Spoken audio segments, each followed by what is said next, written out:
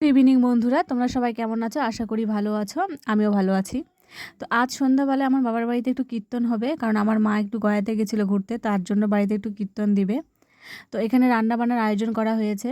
তো এখানে সবজি টবজি কাটাকাটি চলছে, রান্নাও স্টার্ট হয়ে গেছিলো। তো রান্নাতে ছিল পাঁপড় ভাজা, টমেটোর চাটনি, মটর ডাল, রসা।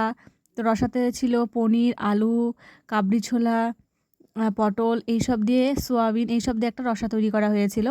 আর ছিল দই আর বুদিয়া। তো ওই দুটো আমি ভিডিও করতে ভুলে গেছি, তো তার জন্য ভিডিওতে তোমাদেরকে দেখাতে পারিনি। তো এইসব রান্না কমপ্লিট হয়ে গেছে। তো তুলসীতলাতে ভোগ দেওয়া হয়েছে যে কীর্তন আসবে জন্য।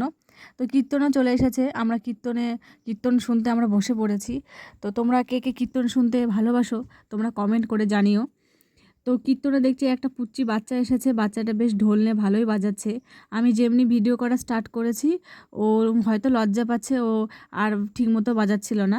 তো ভিডিওটা আজকের এই পর্যন্ত, পরের ভিডিও নিয়ে আবার তোমাদের সামনে চলে আসবো।